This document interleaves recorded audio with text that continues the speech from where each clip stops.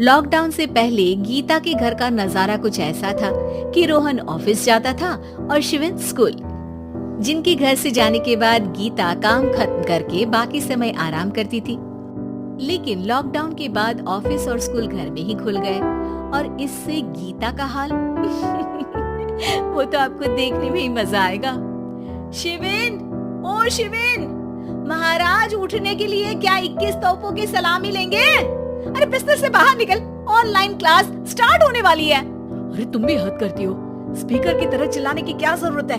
दिख नहीं रहा मेरी कॉन्फ्रेंस चल रही है। अब कैमरा और स्पीकर ऑन कर रहा हूँ, मुझे कोई शोर नहीं चाहिए। इस पर जैसे ही रोहन लैपटॉप का कैमरा और स्पीकर ऑन करता है तभी कुकर की सीटी बजती है। करा लो अब इसे चुप, लॉकडाउन नहीं हुआ, मेरी मौत का फरमान जारी हो गया। दोनों बाप बेटे ने नाक में दम किया हुआ है।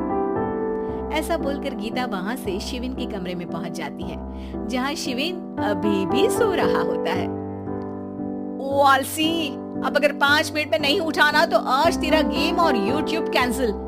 माँ की बात सुनकर शिविन बिना 1 मिनट गंवाए उठ खड़ा होता है।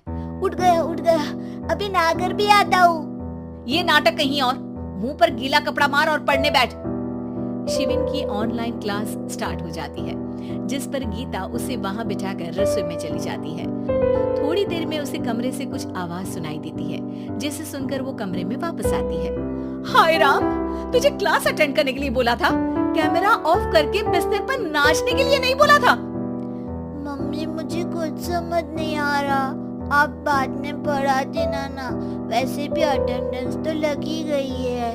हाँ बेटा, जरूर बन जा, तू अभी से हम सबका बाप बन जा। अरे नहीं मतलब कहाँ से लाते हो इतना दिमाग, और पढ़ाई करते हुए ये चला कहाँ जाता है? नाइस क्वेश्चन, दिमाग से पूछकर बता दूंगा। शिविन की बातों से परेशान होकर गीता उसे मारने के लिए जैसे ही आगे बढ़ती है तभी वो कमरे से बाहर भाग जाता है। अब शिविन आगे और गीता हाथ में चप्पल पकड़े उसके पीछे पीछे पूरे घर में दोनों घूम रहे होते हैं। इसी बीच वो रोहन के पास पहुंच जाता है और शिविन को मारने वाली चप्पल रोहन के लैपटॉप पर जाकर गिरती है। ओए माँ! मम्मी, अब पापा को चप्पल मार रही हो? वो आज तक के रिपोर्टर, चुपचाप जाकर क्लास अटेंड कर ले, नहीं तो अगली तेरे पीछे लगेगी। इस पर शिविन वहाँ से चला जाता है, जिसके बाद रोहन गीता से कहता है, इस सर्कस के लिए कुछ बोलना चाहोगी? अरे क्या करूं, जब से तुम दोनों घर में रहने लगे हो, घर अपने आप ही सर्कस बन गया है और मैं तुम्हारी नौकर, कभी बेटी को संभालो तो कभी बाप के नखरे उठाओ। इन्हीं सब उथल पुथल में दिन बीतते रहते हैं, जिसमें हर रोज घर के अंदर कुछ नया सियप्पा खड़ा मिलता है, जो ज्यादातर शिविन और रोहन की ऑनलाइन स्कूल और ऑफिस से रिलेटेड ही होता है। एक सुबह, शिविन चल उठ, आज की क्लास जल्दी है। कैमरा ऑफ करके आप अटेंड कर लो। अरे ऐसे छित्तर पड़ेंगे, दादी नानी सब एक साथ याद आ जाएंगी। गीता की लाख मशक्कतों के बाद क्लास तो खत्म हो जाती है, लेकिन उसके बाद शिविन फोन इस्तेमाल करते हुए इंस्टाग्राम रील बनाने लगता है। रसोड़े में कौन था? तुम थी, मैं थी, कौन था? हाँ, मैं गरीब हूँ। अरे ओ गरीब के बेटे, आजा, मैं बनाती हूँ तुझे गरीब।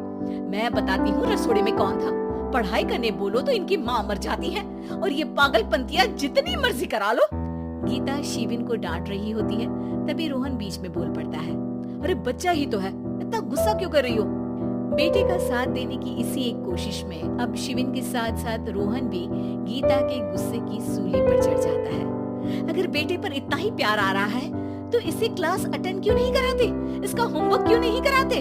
उस समय तो बहुत जल्दी मीटिंग आ जाती है, वो काम मैं करूं और यहाँ इस बेफिजूली की चीज में तरफदारी करके बन जाओ महान। हे भगवान, कोई तो इनके ऑफिस और स्कूल खुलवाओ, मैं इन्हें और घर में नहीं सह सकती। अरे कुछ और मांग लेती, क्योंकि तुम्हारी ये विश इस साल तो पूरी होने से रही, कोरोना। हाय नास बेटे ने जिंदगी ही बर्बाद कर दी, खाए कोई पचाए कोई, कल मुझे चुन चुन कर सबको मेरी बद्दुआ लगेगी। उन्होंने दुनिया का और इन बाप बेटे दोनों ने मेरा जीना मुश्किल कर दिया। गीता वहाँ से चली जाती है, जिसके बाद रोहन शिविन से कहता है, अरे तुम्हारी मम्मी इतनी भड़की हुई क्यों है? आपकी वजह से पूरा समय घर में रहते हो और उस पर कोई काम कराने की जगह बस ऑर्डर देते रहते हो। अच्छा बेटे, सारा इल्जाम मुझ पर? पूरा दिन तो वो तुम पर ही चिल्लाती है। हाँ, मतलब दोनों का 50-50 है, कुछ करना पड़ेगा। वो कहते ना, make the best out of worst. I have an idea. वैसे तुम्हारी माँ सही कहती है, बहुत जुबान चलाने लगे हो, कम बोला करो। अगली सुबह रोहन और शिविन अपनी गलती को सुधारने के लिए गीता के उठने से पहले घर का आधा काम खत्म कर देते हैं, जिसे देखकर गीता खुश हो जाती है और फिर बाकी बचा काम वो तीनों मिलकर पूरा कर लेते हैं। जिसके बाद अब वो सब मिल बांट कर हर काम में एक दूसरे की मदद करते हुए लॉकडाउन का मजा लेने लगते हैं।